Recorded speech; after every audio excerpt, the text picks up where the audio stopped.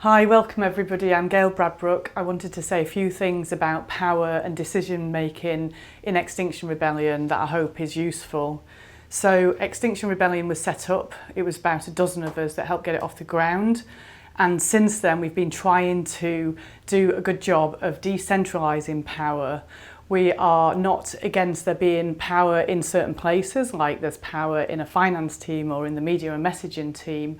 But what we want to make sure is that it's spread around and that it's understood and that there's a way for people to feed in and input. And we are far from perfect yet, but I want to tell you what we've got in place so far and how things are working, especially during the rebellion period. So we're using something called a self-organising system. If you're on our base camp, there's more information about that online and there'll be more coming soon. But what that does is it works with mandates. So if you're the person in charge of making PayPal payments, then that's what you get to do. You can decide about it. And so there are circles. So there is a circle called the movement circle. And in the movement circle, you have people focused on media and messaging, on communities, which is about working with local groups and specific groups. You've got the regenerative culture team. You've got training and talks in here. We've got tech and systems in here, so it's a big circle. And we've got finance and fundraising in here. So that's the movement circle. There's also the political circle, and in there are teams that are looking at the Citizens' Assembly and negotiation. Apologies, political, if I haven't got everything quite right there. I haven't looked up your latest setup, because actually if you're in a circle, you can decide the mandates, what people get to do within your circle. And then there's the action circle, action strategy circle. So they come up with the actions that we do at a national level, and hopefully at a UK national level, hopefully you understand that with Extinction Rebellion we have 10 principles and values. One of them is that we're absolutely non-violent. The other is that we do things above the ground. If you do, say, some criminal damage, you stand there and you own what you've done. So you're welcome to do things in the name of Extinction Rebellion if you fit to our principles and values. So people can go off and be autonomous, but what I'm talking about is how we're organising this rebellion currently. So the actions team are putting up specific projects, looking at actions that are coming up. Some of them do need to be kept somewhat secret until they're happening for what is hopefully obvious reasons. Some generic information would be shared. Now, all of these circles sit within what's called the anchor circle. Anchor circle. And within the anchor circle, we have two other things. One is the self-organising systems team. That's the team that thinks about how we're organising. And you will get tensions between different people's roles for obvious reasons. Well, maybe not obvious. Tensions between different roles where one person thinks it's their job and another person does, or a job's falling between gaps. And it's the job of the SOS team to help us facilitate and make good decisions and so on, and look at the tensions and resolve things. It doesn't mean it's conflict, it's the systems to improve all the time. And then you have the Guardians team. And that's a team that's really thinking about how the heart of this piece is held. You know, where did we come from, and where do we need to go with this movement in a heart-based way. And we actually have a visioning team as well, and I have to say their location hasn't been found and agreed yet, but I see it sort of here, but that's an opinion from me. And they're thinking about, you know, what is the bigger vision that we're holding for this movement, and how do we weave vision into this movement. I'll talk about it more in a bit. So that's how we're organising. Now the anchor circle meets, and it will have representatives from some of these circles. What the anchor circle decided under one of the people's leadership was to have, for this period, what's called a rapid response team, which would meet each night, talk about how things are going, and think about what decisions need to be made, and potentially call things off if they didn't feel like the right thing.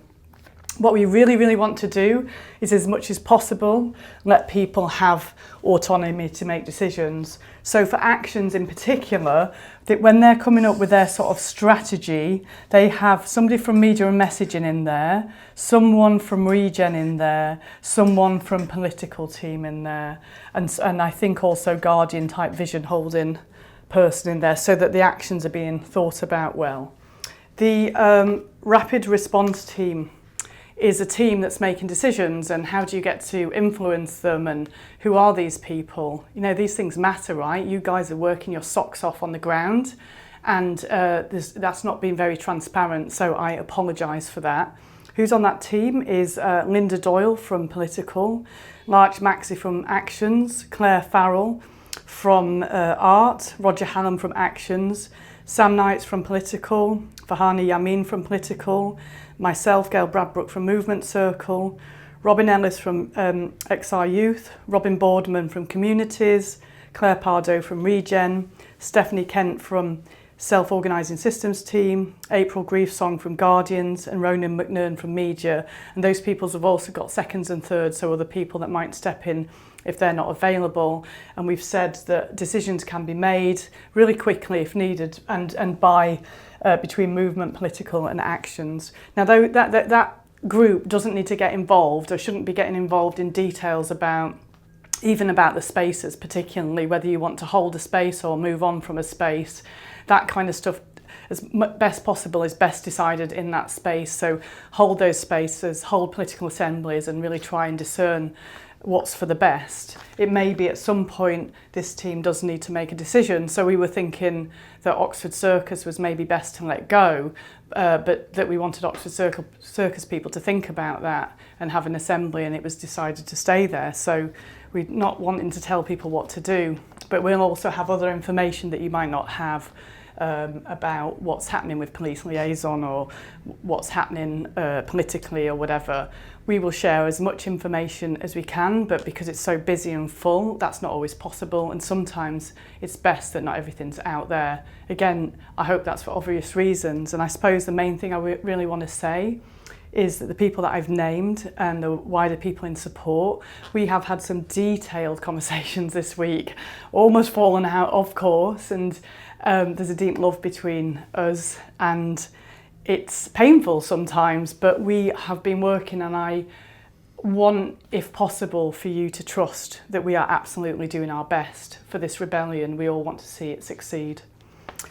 So the only other thing that I wanted to, there's a few other things to say. Now, how do you feed back into the system? We've been talking for a while about setting up a feedback system. This is the role of the SOS team. And at the minute, there is a feedback address, which is here. It's feedback. But we don't have enough feedback at rebellion.earth. We don't have a strong enough system yet to cope with a load of feedback coming that way. So if you want to feedback from your space, what would be really helpful is if in your space you had, or in your affinity group, you had conversations, and then you came up with something as a group to feedback. And so the more that we know that 50 people were involved in putting this feedback together, that would be really helpful. Now I've given this out publicly, you can imagine we could get a load of trolls or whatever sending all sorts. So we're going to do our best to process feedback, and it won't be good enough. So I apologise for that. The next thing I want to talk about is the design of actions, because it can be very controversial when we're coming up with actions, particularly when we're disrupting people's lives. And when you're disrupting somebody's life, that means that somebody's child don't get somewhere they need to be. Somebody has a terrible day, really stressful. It's hard to know that we're causing that. So, but the actions are necessary, in our opinion, for this rebellion, for all the reasons that that we're talking about. So, look, here's a little bit of theory about escalation strategies. So let's say this is about energy and numbers, the energy and numbers in the movement. You may have heard us talking about Erica Chenoweth's data, if you get 3.4% of the population in active support and so on. that you can win change. So how many people do we need to be rebellion and in active support? Let's say that, because we'll never know, but well, we will know at some point, but let's say this is a win line, right? That it needs to be this high. So how do we get there? Well, what Extinction Rebellion did was it had a launch where we started off here, ground zero. We didn't exist, we got a name, we had a Facebook, we started doing things. So the energy starts to go up very slowly. And then we have a launch. We had that great George Monbiot article, fantastic. You have a little boost.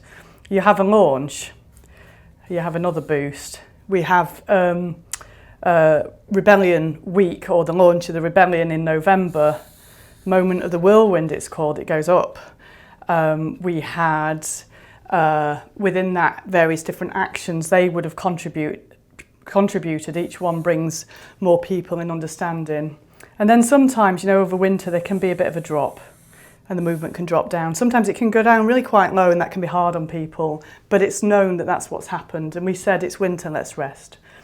So there were actions around the BBC and things like that happen. So you get to somewhere, right? So an escalation strategy is what drives things up. And so we have taken these spaces. Isn't it gorgeous in those spaces? It's amazing. So doing that has been awesome up here. And then you'll have some great piece of media off the back of it and so on. And each of these things can be pushing up numbers. Now, at some point, if we just leave what we're doing to stay the same, we just keep trying to hold these spaces. If no new people arrive and then we get tired, it'll just, flatten off. And then what we need to do is figure out leaving in a really powerful way and regrouping and coming back from the position we're in to win another time.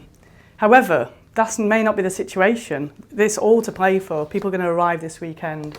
So we have to escalate. We have to do things to keep the energy moving, to keep the attention on the movement, to keep it growing.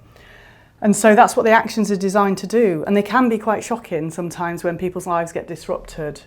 But the very controversial action on the tube, for example, if you look at what happened after that, in terms of our social media, in terms of our people making donations and so on, it went what's non-linear or exponential.